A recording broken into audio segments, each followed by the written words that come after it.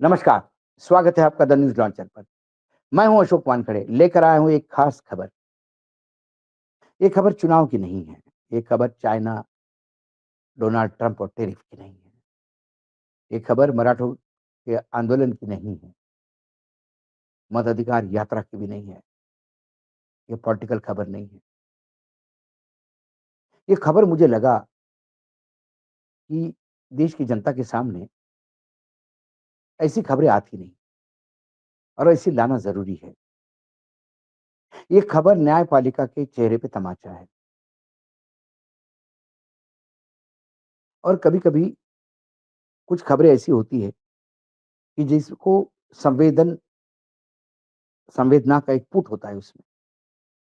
और फिर लगता है कि ऐसी खबरों को जगह देनी चाहिए।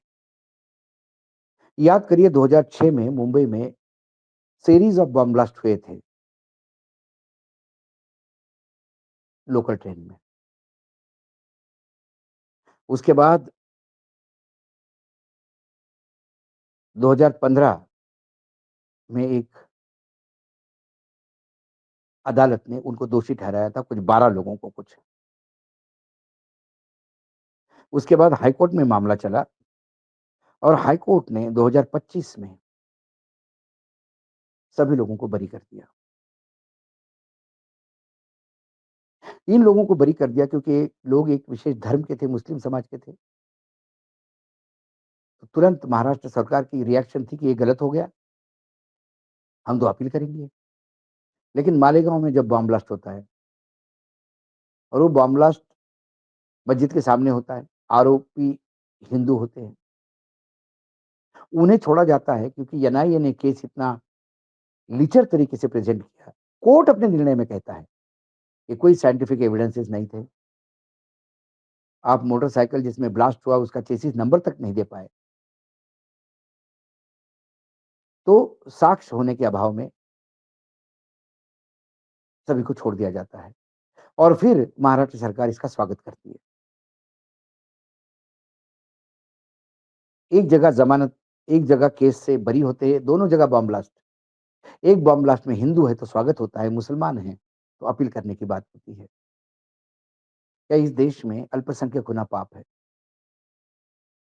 2006 में मुंबई ट्रेन विस्फोटक मामले में 2015 में एक विशेष मका को महाराष्ट्र संगठित अपराध नियंत्रण अधिनियम अदालत ने 12 लोगों को दोषी ठहराया था। मुंबई ट्रेन ब्लास्ट की घटना 2006 में हुई। इन धमाकों में 187 लोगों की जान गई थी। 800 लोग से ज्यादा लोग घायल हो गए थे।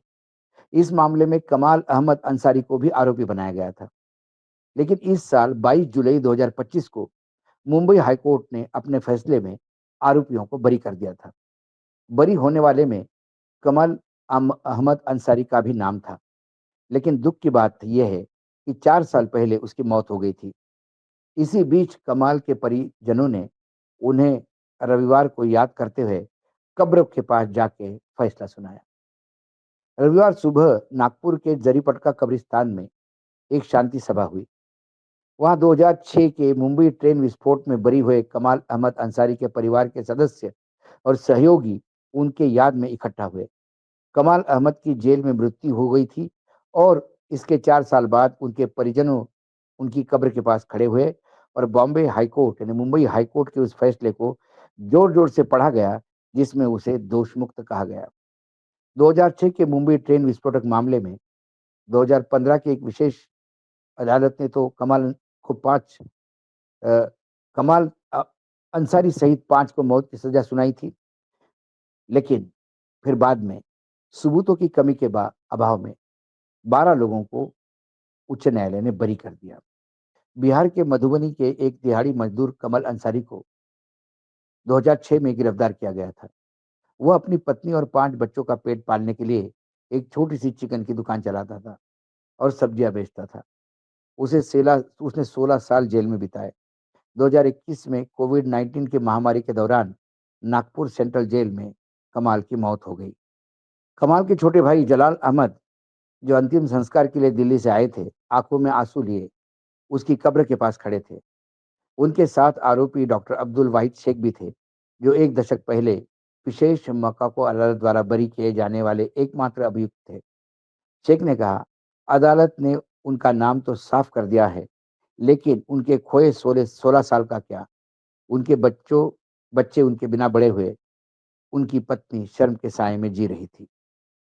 ये एक जगह नहीं होता है, कई जगह होता है। जम्मू-कश्मीर में हमने देखा, गुजरात में हमने देखा कि एक जगह कुछ मुस्लिम संगठन के लोग इकट्ठा हुए थे और वो इकट्ठा ये हो रहे थे कि भारत सरकार की जो अल्पसंख्यक मंत्रालय है, उसके द्वारा अल्पसंख्यकों को जो-जो सुविधा दे रही थी सरकारें, उस योजनाओं के बारे में उन सभी लोगों को अच्छी तरह से ब्रीफ किया जा रहा था, ताकि उन सभी लोग अपने-अपने राज्यों में जाके केंद्र सरकार की यो योजनाओं का फ़ायदा अपने बिरादरी को दिलवाएँ। लेकिन जब इस मीटिंग चल रही थी, तो गुजरात पुलिस ने वहाँ छापा मारा और वहाँ ये बताया कि उन्हें वहाँ भारत विरोधी बहुत सारा लिटरेचर मिला।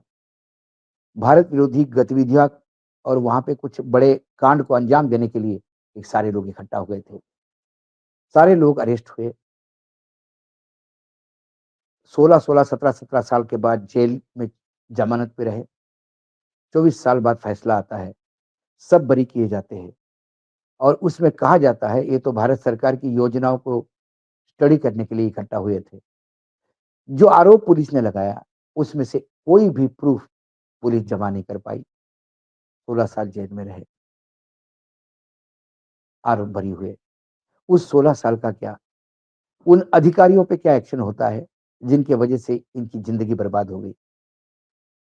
कमाल तो एक बोझ लेके अपने ऊपर गया होगा कि मैंने किया तो कुछ नहीं, लेकिन मेरी ही मातृभूमि में मुझे आतंकी बना दिया और देश विरोधी गतिविधियों के लिए मुझे जेल में सड़ना पड़ रहा है। जो मैंने किया नहीं गुनाह, वो मुझे भोगना पड़ रहा है। मरते समय भी क्या यातना हुई होगी। आज वो बरी हो गए और कब्रिस्तान में जाके यदि उस कब्र के सामने न्यायालय का फैसला सुनाया जाता है, उससे सिर्फ़ एक मानसिक शांति मिलती है परिवार वालों को। लेकिन जो उन्होंने खोया, वो कोई नहीं दे सकता, इसका कोई हिसाब नहीं। बहुत खबर आती है, जाती है ऐसी खबरें, लेकिन ये खबर आपको यदि आप इंसान हैं, आप में इंसानियत बाकी है, आपके पास सिर्फ़ सीना नहीं है, उसमें दिल भी है, तो कहीं न कहीं आदमी रेस्टलेस हो जाता है। क्योंकि मोहन भागवत जी भले ही कहे कि मुसलमान हमारे समाज में रहते हैं और अनिवार्य है, वो हमारे साथ यहीं रहेंगे और कहीं नहीं जाएँगे। यहीं रहेंगे, कहीं नहीं जाएँगे। लेकिन क्या आपकी सरकारें उन्हें रहने दे रही है? क्या आपकी सरकारें उन्हें आज़ाद भारतीयों के अधिकारों का उपयोग करने दे रही है? या आतंकियों का तगमा लगाकर जेल में सड़ने के लिए छोड़ रही है? यह सवाल इस खास इस केस में बहुत इमोशनल स्टोरी है। सोचा आपके तक ले आऊँ। आज न्यूज़ लॉन्चर में इतना ही। फिर आता हूँ किसी विशेष स्टोरी के साथ। तब तक के लिए नमस्कार। देखते रहिएगा द न्यूज़ लॉन्चर।